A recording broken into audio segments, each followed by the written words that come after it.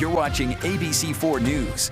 We want to remind you about this. About a month ago, we showed you the days when thousands flocked to the Great Salt Lake to float like corks in the saltwater. They just bobbled right along. You got it right. That's like right, that. just like that. But there was another side of the big trips to the lake.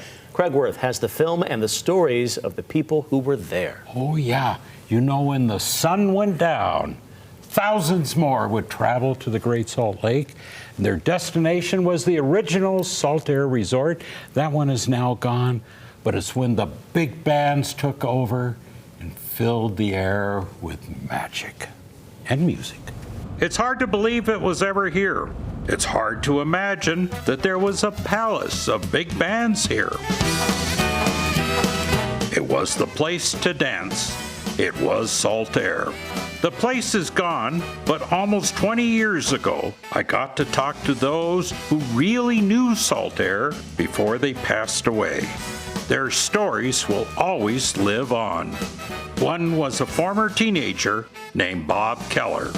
When you got into the first year of high school, the big thing was to go there on a date. Oh, were you ever ritzy and good if you could go there on a date? You were king for a date. The late Art Teese was the man behind the music. He booked those nights of magic at Saltair. We had such bands as Louis Armstrong was there, Nat King Cole, the Andrews Sisters, Ray Anthony, Eddie Howard. KDYL is bringing you direct from Saltair, the West's most beautiful ballroom, the music of Tony Pastor and his orchestra. And now to keep our dancing going, a special request for Blue Moon. Art paid and the bands played. If you had a band, you just wanted to play Saltair. Perhaps the biggest night was when Glenn Miller played. We put a lot of effort into it and refurnished and got the ballroom, which was one of the finest in the country. In fact, it still holds the record for the largest dance crowd ever had in Utah. Glenn Miller played there in the early 40s, and they had over 10,000 people. In fact, a lot of them couldn't even get in. Indeed, it was when people stayed out all hours of the summer and fall nights, swinging and swaying in the breeze as the bands played on and on.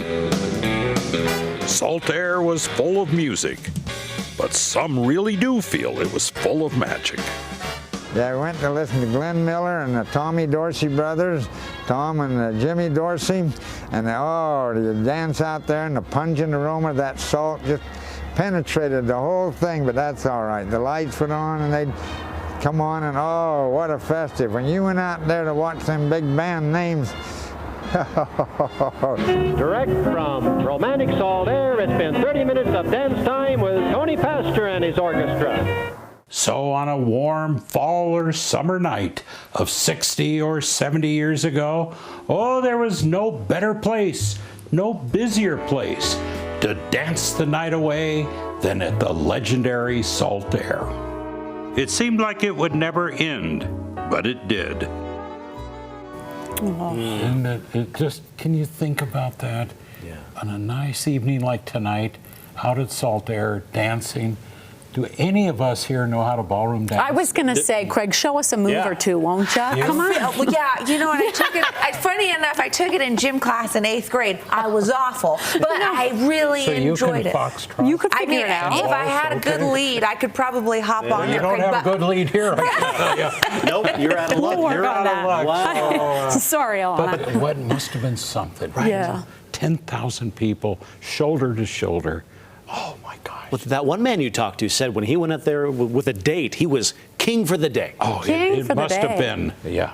I don't know. What could you do today that would make you king for the day? I have no. Not that. You got to learn the foxtrot. That's what you got to do. We should still go to Saltair. I love that they said pungent aroma. I was going to, you got to focus on that. You can't miss that's it. one way to describe it. Like, get me a salt perfume. Here we go, right? Salty cologne. Craig, you always have the best look back. So good, Craig. Thank you.